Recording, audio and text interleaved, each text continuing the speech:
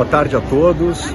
Eu me chamo José Fadanelli, sou sócio e advogado da Dupont Spiller Fadanelli, aqui de Caxias do Sul, Bento Gonçalves, e queria hoje fazer uma apresentação muito especial para todos vocês, que é o primeiro evento da Creatione Talks. A Creatione é uma empresa que atua no setor de marcas e patentes há mais de uma década, prestando seus serviços com excelência, principalmente para o setor industriário da nossa região.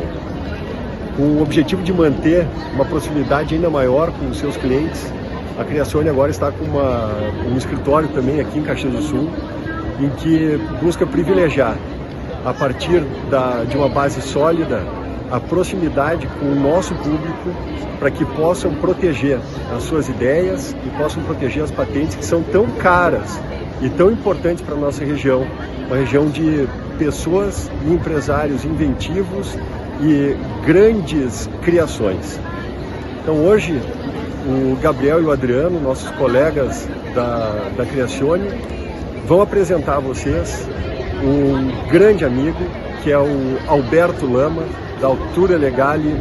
Boa tarde a todos que nos assistem. O meu nome é Adriano Bedin, eu sou mestre em Direito de Empresa, advogado em Propriedade Intelectual e responsável pelo setor de patentes e inovação da Creatione. Boa tarde, pessoal, tudo bem? Me chamo Gabriel, sou responsável pelo setor internacional da Creatione e estou aqui também para introduzir o nosso parceiro, Alberto Lama. Alberto, please. Boa noite a todos de Milão e obrigado à Creatione por organizar este interessante encontro. É um prazer poder compartilhar a apresentação com Gabriel e Adriano. Eu sou Alberto Lama, advogado de Milão. Thank you, Alberto. Obrigado, Alberto. Agora a gente passa com o Adriano, nosso advogado de patentes, e vamos começar a apresentação. Então, a ideia hoje é a gente dar uma pequena vislumbre de quais são os modos de proteção de patente, de propriedade industrial no Brasil e no mundo. Então, vamos só ter uma ideia geral. Então, qualquer criação industrial, qualquer patente, ela tem condições para ser concedida. A primeira é a novidade. Não faria o menor sentido a gente conceder patente, uma exclusividade, a algo que não fosse novo. Tá? Se a ideia da patente é fazer o progresso tecnológico, não faria sentido a gente dar uma proteção para algo que já existisse. Tá? Consigo ver direito? Esforço inventivo. Toda criação industrial ela tem que ter um mínimo de inventividade. Não se dá proteção a criações que sejam triviais, comuns, que qualquer técnico no assunto conseguisse facilmente chegar a elas. Aplicabilidade industrial. Como o próprio nome já diz, nós só damos patente a criações técnicas, a criações que tenham um fundo tecnológico. Assim, por exemplo, uma receita culinária não seria patenteável. Nós já tivemos consultas querendo saber se era possível, mas isso não seria possível justamente pela falta de um caráter técnico, de aplicação industrial. E suficiência descritiva. A ideia do sistema de patente é uma troca. O Estado confere uma exclusividade ao depositante, ao inventor, mas em troca, ao final da patente, que tem uma vigência limitada, isso cai em domínio público para que a sociedade possa se aproveitar. Então, a patente tem que ter uma suficiência descritiva. Ela tem que descrever suficientemente a criação para que ela possa ser levada à prática quando cair em domínio público. Então, mais sobre novidade. A novidade ela é aferida com relação ao que nós chamamos de estado da técnica. Estado da técnica é praticamente tudo o que existia antes da data de depósito da patente. Então, o estado da técnica é composto por documentos de patentes anteriores, sobre máquinas, equipamentos, sistemas que já existiam, qualquer coisa que tenha se tornado pública, que o público tenha tido acesso. Então, a novidade de uma patente pode ser comprometida por catálogos, por literatura técnica, por artigos científicos, qualquer coisa que mostre que aquilo já existia. Então, pode ser patentes no Brasil, no exterior. Então, a novidade é absoluta. A novidade vai ser em qualquer lugar do mundo. Se existir algo anterior na China, isso pode ser impeditivo para uma patente aqui no Brasil. Nós temos basicamente 2 tipos de patente. Tu tem patente de invenção e modelo de utilidade. Não são todos os países que protegem o modelo de utilidade. A Itália, por exemplo, é um país que protege, a França, a Alemanha. Tá? Uma patente de invenção é uma solução técnica nova. Ela tem que ter um efeito técnico novo, ela tem que ter uma nova funcionalidade. Enquanto o modelo de utilidade é uma criação industrial menor. Tá? Seria um avanço menor na técnica. Ele teria também, consequentemente, uma proteção menor, tanto na vigência, ele seria válido por menos tempo, a patente de invenção é válida por 20 anos, e o modelo de utilidade apenas por 15. Como também no escopo da proteção. A proteção de uma patente de invenção alcança muito mais do que uma patente de modelo de utilidade.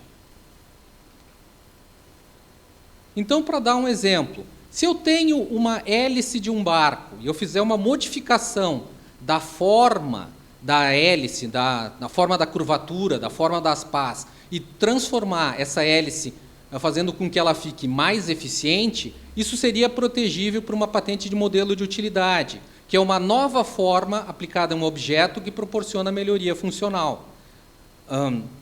Então, a modificação da forma da hélice, ela continua sendo uma hélice, ela continua funcionando com os mesmos princípios funcionais. Já uma patente de invenção não, seria uma tecnologia completamente nova. Então, se eu substituísse a hélice por um meio diferente, um meio diverso, que funciona de um modo diferente, para chegar ao mesmo resultado, como, por exemplo, uma turbina aquática, eu teria uma patente de invenção. Eu modifiquei como isso funciona. Eu tenho uma nova solução para o mesmo problema. Sempre antes de fazer uma patente, nós temos que fazer uma busca de anterioridades. Nós vamos ter que fazer uma busca em bancos de patentes e ver o que existia anteriormente. Porque todos os requisitos de uma patente, eles vão ser aferidos com relação à tecnologia anterior. Então, a novidade, a atividade inventiva, que também é um requisito para concessão, vão ser aferidos com relação ao que existia antes da data da patente. Existem vários motivos para eu fazer uma busca de anterioridade. Eu posso fazer uma busca de patenteabilidade. Antes de fazer a patente, eu vou ver o que já existia para comparar com o que eu estou pedindo para ver se satisfaz os requisitos para receber a proteção. Tá? Eu posso fazer também uma busca do estado da técnica. Nesse caso, o que eu quero? Eu quero saber o que existe todo o nível da tecnologia naquele momento, por exemplo, para desenvolver um produto novo, entrar num novo mercado, eu vou ver toda a tecnologia existente para aquele setor tecnológico. Se eu for desenvolver algo novo, então vamos desenvolver em cima do que é mais novo que existe, não sobre coisas mais antigas. Então eu vou estar a par do que existe de mais novo para aquela finalidade. Busca de validade. Num mundo ideal, patentes inválidas não seriam concedidas, mas nós sabemos que na prática, às vezes acontecem erros. Numa busca do examinador, ele não acha anterioridades, ele não fica sabendo e concede uma patente que, na verdade, não satisfaria a novidade ou atividade inventiva. Então, um dos motivos para se fazer uma busca de patentes é para contestar a validade de patentes de outros que foram concedidos. Eu vou fazer essa busca para achar documentos de patentes que eu possa utilizar para anular uma patente concedida, seja administrativamente ou seja na Justiça Federal. Busca por titular. Eu também posso querer saber com uma determinada empresa, ou com um determinado inventor, todas as patentes que ele tem e em quais países que ele tem a proteção. Na verdade, eu quero saber, ter um panorama geral de todas as patentes que um determinado titular tem. Tá? Busca de atividade tecnológica. É uma busca que, na verdade, eu quero saber como uma tecnologia se desenvolveu, qual foi a sequência de patentes com que ela foi feita. E uma busca por liberdade de operação. Alguém sabe que existe uma tecnologia no exterior, mas a patente tem o princípio da territorialidade. Ela é válida somente dentro do território que a concedeu. Eu tenho tratados internacionais que me permitem estender essa patente para outros países, mas nos países onde eu não entrar com a proteção, ela cai em domínio público. Então, numa busca de liberdade de operação, eu sei que uma tecnologia existe, eu quero saber em quais países ela está protegida e eu quero saber em que países que eu poderia utilizar a tecnologia. Por exemplo, no nosso país. Se alguém não pediu uma proteção aqui num prazo legal, caiu em domínio público, eu posso pegar um documento de patente e reproduzir essa tecnologia de forma lícita, porque ela não foi protegida no nosso país. Outra forma de proteção de propriedade industrial, criações técnicas vão sempre ser protegidas por patente. Quando eu quero proteger funcionalidade, eu vou entrar com uma patente de invenção, uma patente de modelo de utilidade. Mas muitas vezes o atrativo do produto não é funcional, é no visual. Ele tem um design que é chamativo, que é o ponto de atração do consumidor. O consumidor vai atrair, vai comprar porque é bonito, porque é diferente, porque tem um design distintivo. Isso também pode ser protegido, que eu vou proteger como um registro de desenho industrial. Então, num registro de desenho industrial, eu protejo a forma plástica ornamental de um objeto, quer dizer, a forma que é responsável pela aparência desse objeto. Ele também tem condições para ser concedido, ele tem que ser novo, ele tem que ter novidade. Quando se fala em novo, não quer dizer que ele seja completamente diferente do que já existia. Contanto que ele tenha diferentes, ele já vai ser considerado novo. Aplicação industrial. No caso de um desenho industrial, aplicação industrial quer dizer repetibilidade. Eu consigo repetir aquela forma quantas vezes eu quiser, sem que ela sofra alterações. Um exemplo de uma forma que não poderia ser registrada foi uma vez uma tentativa no NPI de registrar uma cadeira formada com troncos de árvore. Os troncos sempre vão ser diferentes, então essa forma jamais pode ser repetida. Tu nunca vai conseguir fazer uma cadeira exatamente igual. Então ela não teria aplicação industrial e não seria protegível para o desenho industrial. Um outro exemplo seria a aplicação de um padrão aleatório em cima de um determinado produto. Esse padrão nunca vai ser igual, então ele também não pode ser protegido por desenho industrial. E o último requisito, que é um dos mais importantes, é originalidade. A forma de um desenho industrial pode ser até composta de elementos que sejam conhecidos, mas eles têm que dar um resultado original, quer dizer, o conjunto tem que dar uma percepção visual que seja diversa de todos os outros produtos de mesma categoria que existam no mercado. Um consumidor não pode pensar que aquele produto comprar aquele produto pensando que é o outro que é muito parecido. Ele tem que ser distintivo. Então, aqui nós vemos uns exemplos. Eu posso proteger tanto a forma tridimensional de um objeto, como, por exemplo, um automóvel, como eu posso proteger padrões ornamentais, padrões bidimensionais. Eu posso proteger, por exemplo, uma estampa de uma cortina, de uma tapeçaria, uma proteção de tela, um fundo de tela de um programa. Isso é muito feito também. E também eu posso proteger uma forma principal e até 19 variantes. Eu posso ter variações naquela primeira forma, que são mudanças de detalhes, mudança de proporções, são pequenas variações que o visual de conjunto ainda continua o mesmo, mas eu posso proteger no mesmo registro.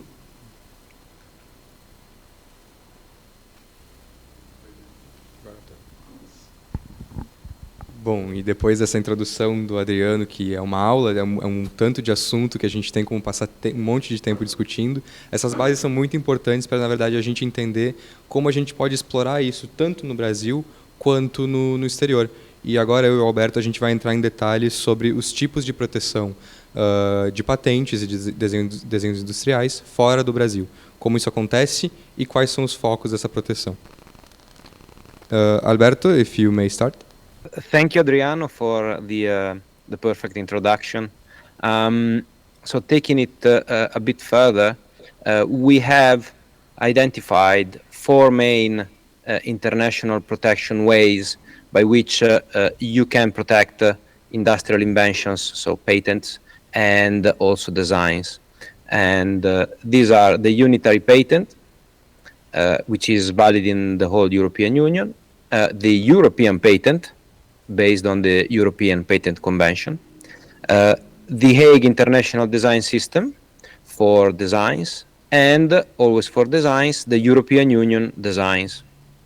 Então, como o Alberto estava comentando, esse vai ser um diálogo que a gente vai sendo traduzido simultaneamente para todo mundo conseguir acompanhar.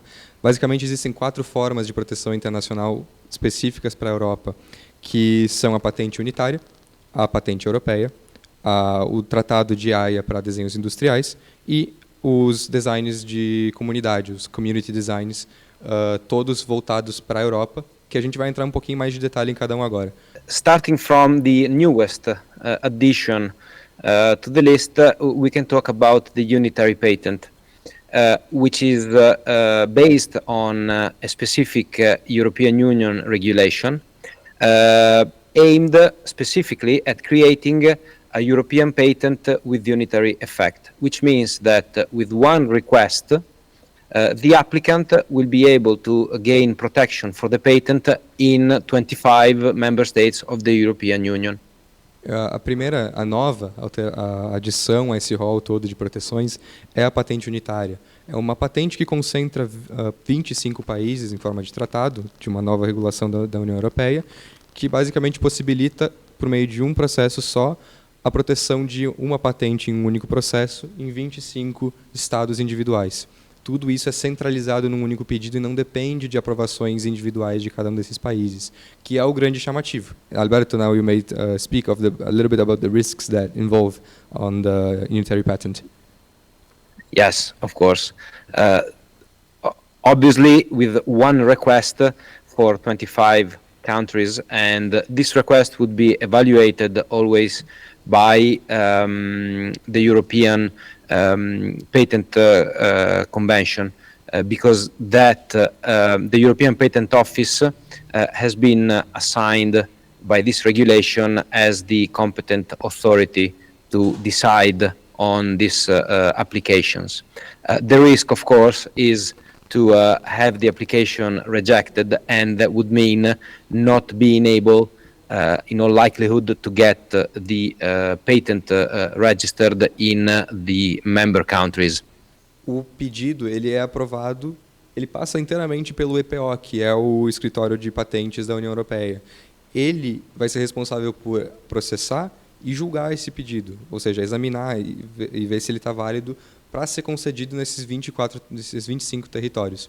Ou seja, isso implica em um pedido, um aceite ou uma rejeição. Não existem rejeições pontuais, não existe uma possibilidade de ser aceito em 23 países e rejeitado em 2. Isso tudo seria aceito de uma maneira única. E esse é o grande risco dessa nova patente unitária, mas também o grande benefício. Ele envolve somente um órgão examinando e não gera conflitos entre decisões. Isso realmente é uma coisa que, como a gente teve experiência no passado, se provou um tanto impossível de determinar quando a gente ia ter proteção unânime, e com a patente unitária isso é possível. O que é o contraste com a patente europeia que a gente vai estar examinando agora.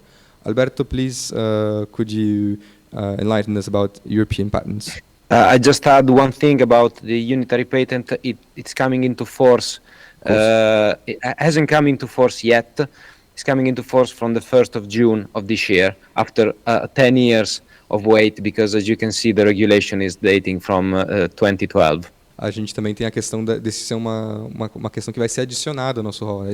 Vai ser funcional a partir de 1º de junho. Então, o Brasil assinou esse tratado também e a gente vai poder ter patentes que vão... Desculpa, me confundi. A gente vai poder acessar esse serviço a partir de 1º de junho e com um outro assunto sobre desenhos industriais que o Brasil também é signatário, e depois a gente vai tocar. Alberto, about European patents.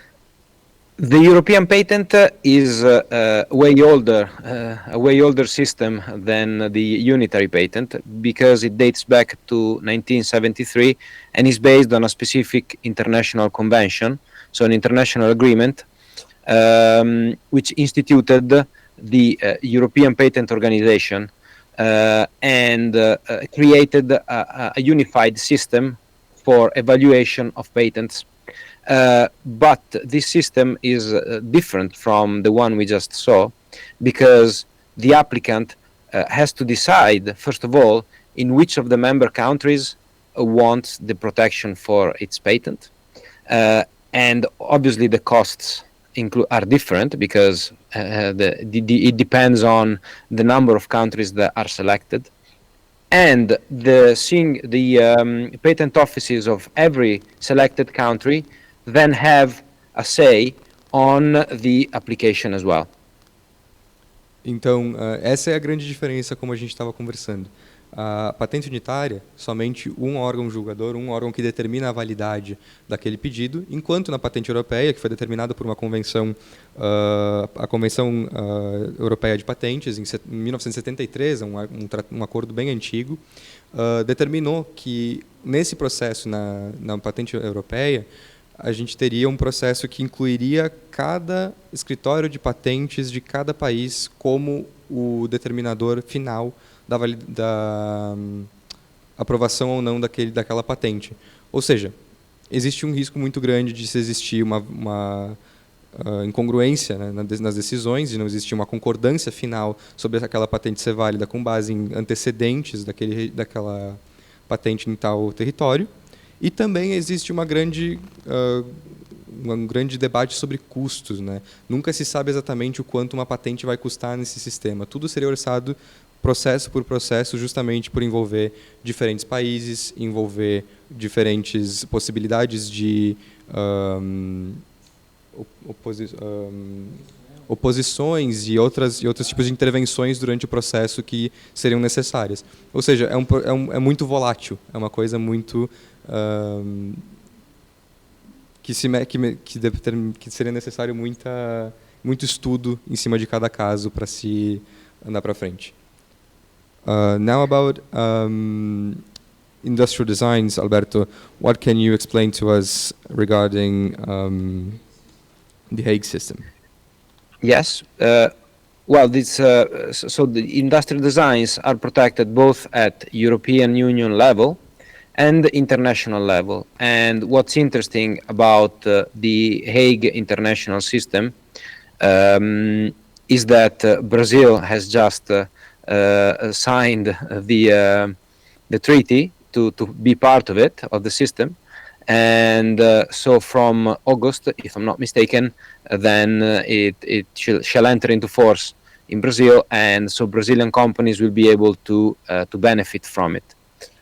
So it's a system which is in some ways similar to the European patent, because with one single request made through the Hague system to WIPO, the World Intellectual Property Organization in Zurich, the applicant can request to register the design in one or more of the countries that are part of the system.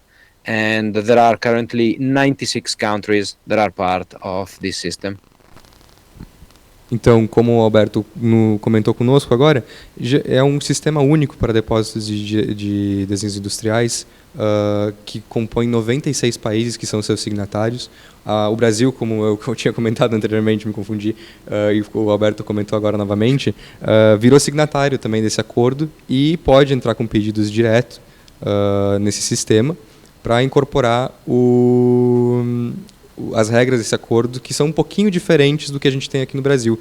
Inclusive, a adesão do Brasil como signatário desse acordo faz com que o Brasil tenha mudado um pouquinho o seu entendimento sobre como funcionam os desenhos industriais. Isso é uma coisa que eu vou deixar agora para o Adriano comentar um pouquinho conosco, para também a gente ter uma ideia de como afeta internamente o Brasil e não só lá fora.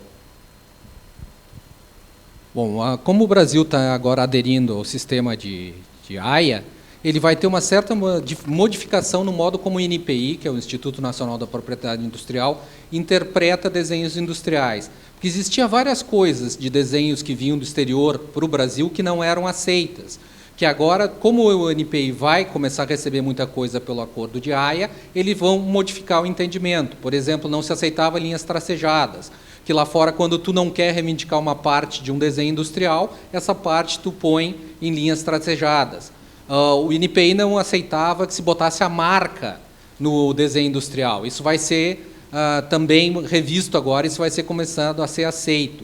Então, uma série de coisas que antes não eram aceitas no INPI vão, devido ao acordo de AIA, a ser relativizadas.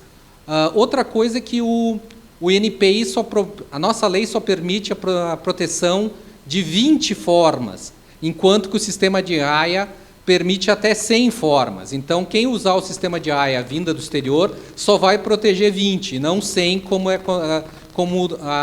é previsto pelo tratado, porque a nossa lei não permite. Então vai ter que ser feita uma série de ajustes, tanto na nossa lei como no acordo de Haia. A questão das taxas, né? É um sistema que unificou taxas e unificou a língua também desses pedidos. Anteriormente, quando se queria fazer algum depósito de desenho industrial fora do país, a gente estava à mercê de uma série de línguas, uma série de ecossistemas diferentes que a gente dependia e teria que se adequar a isso. O sistema de Haia vem justamente para unificar, tornar isso uniforme e fazer um processo que seja muito mais direto, mais fácil de todos entenderem. Alberto, now finally about European Union designs, community designs. Yes. Could you please? Yes. In the European Union, we have the European Union Intellectual Property Office, the EUIPO, which is also competent to decide on the application for registration of designs.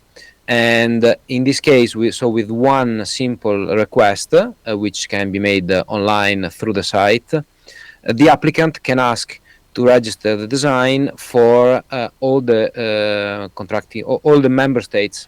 So the design can be registered and valid for the 27 member states, and this is very good for the companies that want to protect their designs.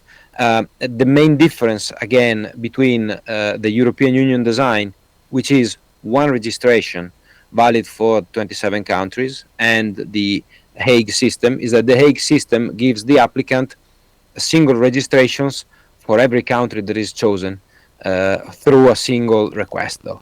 So this is the main difference between the two. Como foi comentado, então, a diferença principal do sistema da União Europeia, dos community designs, é justamente que se trata de um pedido para os 27 países signatários desse acordo, que vai de 2001, é uma norma que foi regulamentada mais de 20 anos atrás, mas ainda se trata de uma coisa recente, que permite com que a gente tenha essa proteção unânime na Europa por meio de um só pedido válido para os 27 territórios. A diferença para o sistema de Haia é justamente essa questão que embarca os 96 países signatários e também que faz com que, por meio desse um pedido, se trate de esse um pedido possa se tornar até 96 vias nacionais diferentes, ou seja, faça um pedido que se multiplica em 96, mas é tudo governado por esse pedido originário. Os prazos são os mesmos e a taxa é única. Isso é uma grande diferença, ou seja, um sistema mais abrangente, que envolve outros territórios também, além, claro, da União Europeia. And now, Alberto, we have the differences that we just talked about are, of course, very important, but we also need to talk about a bit what makes it worth it to register industrial designs and patents, right? So, if you allow me, I'll start talking a bit about the benefits, and then you start to talk later about the fiscal side of things, the taxes, because that is something that you specialize in. Então, primeiramente, a gente vai começar agora a falar sobre a questão dos benefícios. Por que se deve patentear? Por que se deve registrar um desenho industrial? Bom, primeiro é a questão de que a possibilidade de lucro de uma empresa, ela vai muito além do produto que se vende, do serviço que se oferece. É possível fazer licenciamento da tecnologia. É possível que a empresa lucre não somente com aquilo que é o produto final. Aquele processo que ela desenvolveu para o exterior, aquela questão do produto, a tecnologia que está presente no produto, ela pode ser licenciada, ela pode ser um ativo rentável para a empresa. Isso é muito importante salientar, porque a gente muitas vezes tem casos de clientes aqui, ou casos que a gente escuta fora, que buscam mais maneiras de rentabilizar o negócio, e eles têm tecnologia a oferecer prontamente patenteáveis ou registráveis como desenho industrial, que permitem essa rentabilidade extra. E é uma coisa que no exterior já é muito cultural, é muito importante, e aqui é uma coisa que a gente busca tornar ainda mais uma realidade no Brasil. Além disso, também é possível fazer com que empresas tenham o seu portfólio de invenções ser adquirido. Ou seja, a empresa inventou muitas coisas, tem um portfólio gigante de patentes, de desenhos industriais, e isso faz com que isso tem um valor gigante. Existem casos muito grandes de empresas que tiveram lucros imensos só com a venda desses ativos, que depois foram disponibilizados para a empresa que compraram, é claro, né? Todos os acordos envolvidos nesse meio. Mas é uma possibilidade de rentabilizar também. E tu quer complementar? Tá, então, Adriano. Eu só gostaria de comentar que, por exemplo, a propriedade intelectual é propriedade, ela pode ser objeto de negócios jurídicos. Então, muitas vezes a empresa tem uma tecnologia que não interessa mais, que ela já está ficando para aquela empresa obsoleta, mas ela tem outros concorrentes que estariam interessados naquela tecnologia. Então, em vez de simplesmente abandonar aquela tecnologia, já que ela está passando para outra, a tecnologia antiga ela pode licenciar para outras empresas. Existem empresas interessadas.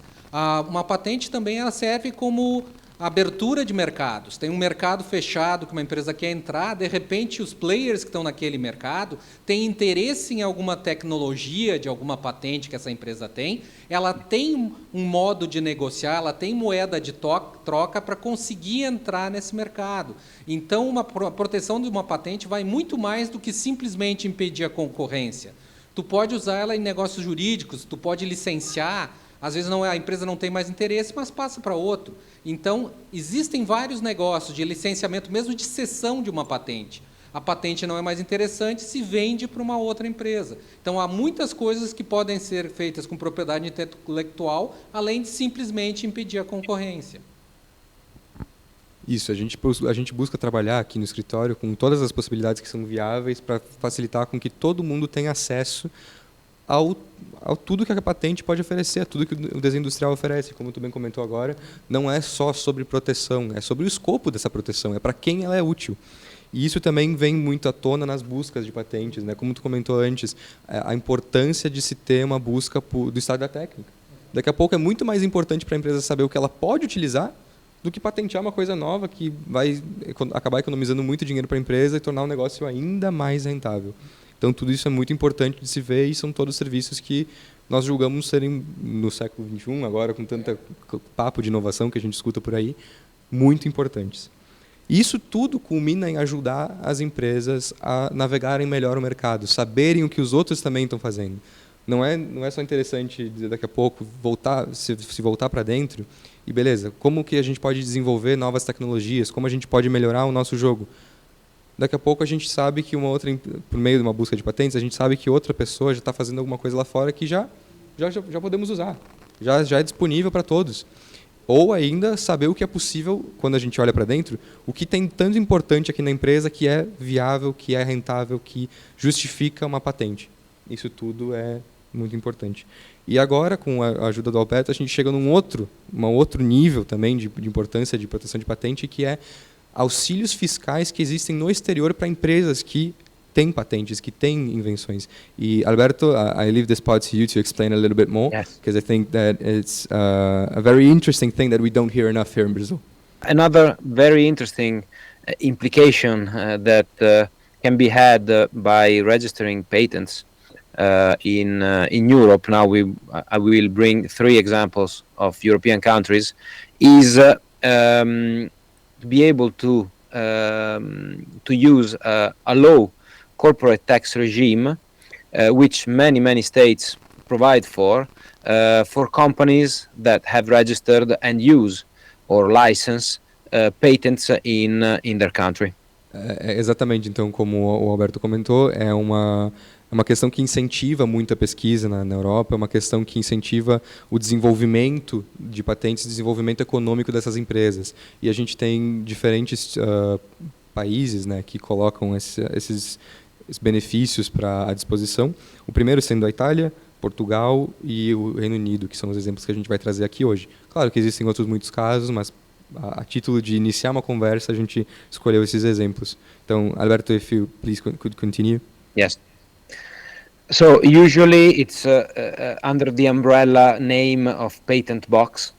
So in Italy, the Patent Box has been going on for quite a few years now, and it's been recently redesigned as an increased tax deductibility for research and development costs, particularly for software which is protected by copyright, patents, utility models, and other intangibles, and industrial designs.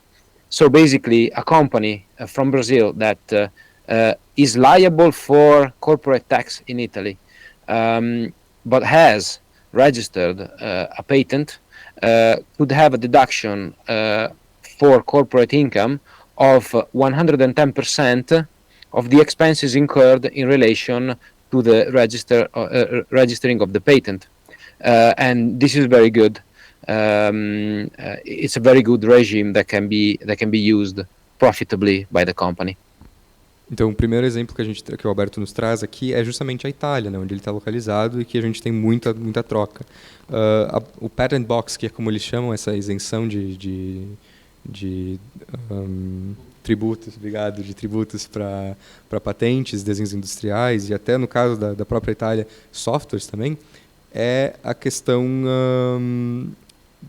vem acontecendo faz muito tempo o Patent Box lá e é muito explorado por essas empresas quase sempre nativas do país e reduzem em até 110% os tributos daquela empresa quando são tratados de assuntos de propriedade industrial. Ou seja, proteção de software por meio na Itália por meio de direito autoral, patentes, modelos de utilidade e desenhos industriais caem todos dentro dessa dedução de imposto. Tudo que é relacionado, todos os negócios da empresa que são relacionados com essa proteção, acaba caindo nessa dedução de imposto na Itália. Alberto, I believe that we're going to Portugal now. Yeah. In Portugal, the patent box regime is applied to, again, companies that pay corporate income tax in Portugal. So that are either resident in Portugal or non-resident, but they have a permanent establishment. And usually in Europe, it doesn't take much for a company to have a permanent establishment. So in the case of Portugal, the patent box regime makes it possible for the company to pay only 15% income tax on the income that is deriving from the patents, industrial models, and drawings, and also copyrights on registered software. So that's a similarity between Portugal and Italy. So also in Portugal, there's a very good tax regime for companies that want to rely for income on their registered patents. Então, em Portugal, diferencia um pouco essa questão da Itália, justamente por lá ser necessário ter uma empresa que tenha, pague tributos em Portugal ou tenha um estabelecimento, uma empresa constituída lá, uma filial em Portugal. Isso, o que acontece então com empresas que têm patentes, têm desenhos industriais e têm proteção de software por meio de direito autoral em Portugal. São deduzidos só 15% de todos os ganhos que a empresa tem em contratos com essas coisas como objeto do contrato. Ou seja, se faça um contrato de licenciamento, se faça um contrato de cessão desse software, desse desenho industrial, dessa patente, só 15% disso é destinado ao imposto de renda. O resto de todo o montante do contrato, os royalties desse contrato, são da empresa. Isso é uma questão muito interessante que a gente vê lá. E também, como o Alberto comentou, para se tornar uma empresa constituída em Portugal ou ter um estabelecimento lá, sabe-se que não precisa de um esforço, uma força-tarefa muito grande por parte da empresa para fazer isso. Alberto, off to the UK then? Okay, yeah. So in the UK, there's the patent box as well, and here it's aimed to encourage companies to keep and commercialize intellectual property in the UK. And again, it's a lower rate of corporation tax of 10% on the income earned from the patented inventions, for example.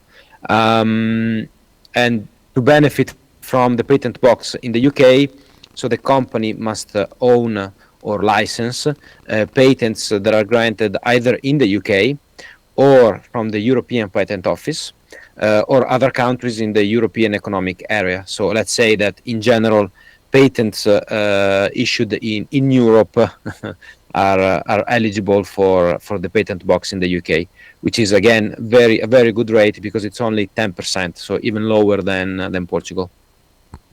Então, pulando para o Reino Unido, a gente tem uma realidade um pouquinho mais diferente, até mais abrangente, que até é um chamativo a mais, né? Para o Reino Unido, qualquer patente da União Europeia é válida para essa dedução sobre imposto em qualquer negócio que seja comercializado a partir de uma invenção, a partir de um desenho industrial ou a partir de um software que essa empresa detenha, ou seja, parte titular no processo.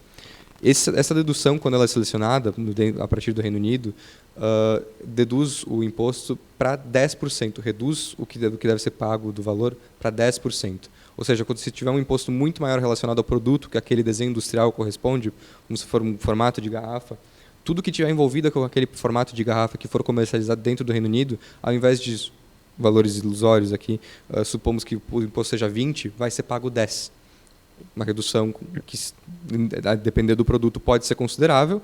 Claro que isso foi um exemplo tirado da minha cabeça, mas que pode vir a ser muito significativo para a empresa, uma vez que negócios comecem a ser feitos dentro daquele território. E isso, de novo, é válido para patentes que sejam concedidas dentro de toda a União Europeia. Ou seja, não só patentes que sejam concedidas no Reino Unido. So, Alberto, I think that was it about patent boxes, which I think is a very interesting topic to discuss here in Brazil. Thank you for that. And now we're discussing cases about patents, right? So, yes. Firstly, I will introduce the case, then I'll ask Adriano to join me, and then we'll come back to you, okay? Okay, perfect. Então, a gente agora, além de todos esses benefícios que a gente listou, além de explicar os básicos de como nós registramos desenhos industriais e como nós fazemos patentes no Brasil e no mundo, a gente também traz alguns casos que ilustram a importância da proteção em si, né? Como ela pode ter uma magnitude imperativa até para pequenos negócios, com um caso que a gente ilustra aqui, que é uma coisa que a gente muitas vezes traz para demonstrar justamente o quanto significa uma patente para um negócio pequeno. Posso começar? Tu complementa? Então, o que aconteceu algum tempo atrás foi quando a edição de 2007 do Word saiu. O Word, que é um software que a gente encontra em qualquer computador do mundo, acredito eu, alguém já usou o Word quando mexe no computador. Existiu uma pequena tecnologia que uma empresa canadense muito, muito pequena patenteou realmente e desenvolveu um código XML que era uma função dentro do Word. E a Microsoft, quando foi desenvolver a edição de 2007 do Word, incluiu isso na versão. E era uma questão de alinhamento de texto, uma questão de formatação, que esse mesmo código que foi patenteado por essa empresa canadense fazia, da mesma forma. A Microsoft incluiu isso e começou a comercializar o Word. Quando a empresa canadense pequena sabia que tinha patente sobre aquela função e detectou aquilo no Word de 2007, ela buscou ação contra a Microsoft. E aí agora o Adriano vai poder contar um pouquinho mais sobre o que aconteceu com esse caso. Isso é uma coisa mais comum do que a gente pensa. Muitas vezes uma empresa está desenvolvendo algum produto e ela acaba infringindo a patente de outra. Se isso ocorre no começo do processo de desenvolvimento daquele produto, a empresa consegue fazer um patent around, ela consegue circular aquela patente e conseguir se safar. Mas se isso acontece no estágio final, quando o produto já está desenvolvido, não tem mais o que fazer. Quando o produto já está sendo desenvolvido, a empresa vai acabar sendo processada ou vai acabar fazendo um acordo, que é o que aconteceu com a Microsoft. Eles tinham uma determinada função nesse programa que estava infringindo a patente e foram acionados por isso. Isso deu uma indenização para essa pequena empresa que é milionária, tem um valor ali, não? Isso. No final, a indenização acabou em 290 milhões que a Microsoft acabou pagando para essa empresa pequena canadense, justamente pelo fato deles infringirem de forma idêntica a mesma função que tinha sido patenteada apenas alguns anos antes do lançamento do Word. Se não me engano, a patente era de 2004 e o Word, em 2007, foi lançado no final de 2006. Então, apenas 2 anos antes, a concessão da patente aconteceu E como não deu tempo, o produto já tinha sido lançado, a indenização teve de ser paga após, claro, todo um litígio, todo um caso de infração de patente. Só por curiosidade, tá? Nos Estados Unidos tem uma figura que se chama Patent Troll. Patent Troll é uma entidade não produtiva, é uma empresa que não produz nada, ela não coloca nada no mercado, ela só monta um portfólio de patentes. Ela só tem patentes. E o que ela vive de quê? Ela fica esperando que alguém infrinja alguma dessas patentes para colocar na justiça e para impingir licenciamento com a taxa de royalties assim, normalmente bem acima do mercado. Quer dizer, o patent troll é um grande problema nos Estados Unidos. Mas para ter uma ideia de como é importante uma patente, se tu tem uma patente, tu pode às vezes viver só de impedir que outros utilizem essa tecnologia. Não que a gente indique que seja feito tal coisa, não que seja feito, mas é um fenômeno muito, muito, muito comum, infelizmente, no mercado norte-americano. E agora, um outro caso que a gente traz é uma questão um pouco mais técnica, mas também ilustra como está mudando esse cenário de patente já no mundo. A gente está acompanhando um caso, acredito que todos os escritórios do mundo estão acompanhando um caso agora, que é o que o Alberto vai iniciar a comentar, que é sobre o Stephen Thaler, que é um tecnólogo britânico, e Dabus, que é uma inteligência artificial. Alberto, if you can please explain to us what Stephen Thaler is talking about in his case. This is a very recent case, and we think it's very interesting because it deals with AI, which is now the main thing we hear about everywhere. So here the big question is, can AI be considered an inventor? That's the big question. And according to Dr. Stephen Thaler, which is a scientist, and this should be possible. At the moment, not many patent offices think the same, according to the current laws. So basically, Mr. Stephen Thaler invented a machine, an AI machine called Dabus, and according to him, this machine came up with an invention. Therefore, Mr. Thaler applied to have it patented. Então, basicamente, o que acontece com esse caso do Stephen Thaler e do Dabus é que esse cientista, esse tecnólogo, ele inventou uma inteligência artificial que criou invenções próprias. E ele fez diversos depósitos em diversos escritórios de patente no mundo todo, dizendo que o inventor era a inteligência artificial que ele mesmo tinha criado. Isso é uma tese que muitos escritórios de patente não estão corroborando, e esse caso agora está partindo para dimensões extremas, porque é uma mudança de paradigma. A gente não tem nenhum escritório, pelo menos no Brasil, a gente parte de um princípio que é internacional, que diz que a invenção depende de espírito humano. Ou seja, tem que ter um tato de pessoas no processo da invenção. E o Stephen Thaler não concorda com isso. Ele, na verdade, acredita que a IA que ele criou devia ser capaz de ser colocada como inventora das suas patentes, das suas próprias invenções. Alberto, just a quick moment for Adriano to speak. Sure. Sorry, Alberto. No, please. O que acontece é que a maioria das legislações ela define o depositante, o inventor, como uma pessoa física, inclusive a legislação do Brasil. Então ele entrou com esse pedido indicando como inventor a inteligência artificial, o Dabus.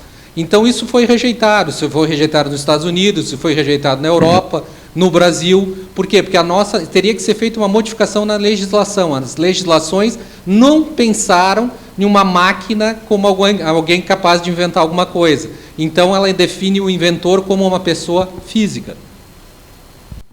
Isso, e como a gente bem já sabe, o direito no mundo todo é uma coisa reativa, e agora a gente está esperando de fato o que vai acontecer, como os escritórios vão lidar com esse pedido, para ver se isso vai ser uma coisa que vai ser disponibilizada depois, enfim, em formato de legislação, para que todos possam atender a esse critério. Alberto, if you may continue now. That's perfect. Thank you, Adriano. I think that was a perfect intervention. And in fact, here basically what the inventor Stephen Thaler is trying to say is the inventor should be the AI, but as I invented the AI, I created the AI, I should be considered as the ultimate inventor, really. Whereas at the moment, as you correctly said, most patent offices did not support this view because they say that according to the current rules, AI cannot be considered an employee. For example, it's not cannot be interpreted as an employee. The interesting thing, though, that the European Patent Office said, even in rejecting the application, is that it is arguable. They said, and this is said in the judgment, it is arguable that AI-generated inventions are patentable in theory. So they don't exclude that they are patentable. It's only the way it's being proposed at the moment that it's not consistent with the regulation. And sorry, I just finished also about the UK. So at the moment in the UK, the case is pending before the Supreme Court. They had the hearing on the 2nd of March, and it's we've been waiting for the judgment to be issued. But so far, even in the UK, it looks like that's inconsistent with the current regulation, which says that the inventor can only be a person, a natural person, so either a human or a company, not AI. Essa adição do Adriano e o que o Alberto nos colocou agora é justamente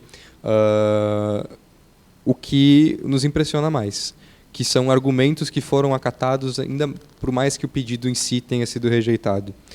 A Corte da Convenção Europeia de Patentes julgou que é arguível que inteligências artificiais patenteiem, mas o problema é a maneira como o pedido foi feito no momento, colocando a inteligência artificial como a figura principal, o inventor, e não como talvez alguma outra parte do processo. E já no Reino Unido, que é onde o Stephen Thaler também está com outro processo corrente, a Suprema Corte do Reino Unido teve uma audiência agora no dia 2 de março, como o Alberto comentou, e eles já vão uma linha mais próxima com o que o Adriano comentou, que, de fato, um inventor pode ser uma empresa ou uma pessoa física, e não existe previsibilidade em lei que diga que pode se tratar de uma inteligência artificial. E até isso não ser mudado, a gente está esperando julgamento para isso, claramente, não se existe essa previsão. Então, a gente está sempre acompanhando esse caso, a gente sempre presta atenção, porque isso com certeza vai reverberar muito além das fronteiras desses países ou desses territórios onde está sendo discutida essa matéria. E, enfim, é um caso que a gente julga ser muito importante para o futuro da proteção de patentes. E com isso, Alberto, I don't know if you have any more remarks. I've not at the moment. Okay, good. So now we are going to open for questions. Are you okay with that? Yes, sure. Perfect, thank you. Então, agora nós abrimos para perguntas, a gente abre para quaisquer dúvidas que o pessoal tenha no chat, e nós vamos passar mais um tempinho aqui para responder.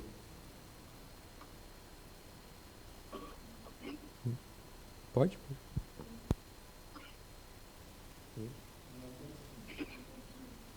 No questions, Alberto. Okay. So I guess that... Okay, then Alberto, I thank you for your time. I thank you for being here virtually with us, and I think that next events that we may have in Creazioni Talks, you're always welcome to join us again. Thank you very much. It's been a pleasure. Muito obrigado. Muito obrigado, Alberto. Com isso, então, a gente se despede. Muito obrigado pela atenção de todos e até o próximo evento, até o próximo Creazioni Talks. Muito obrigado a todos. Esperamos que tenha sido bastante proveitoso, que tenham pego alguma coisa que seja de utilidade.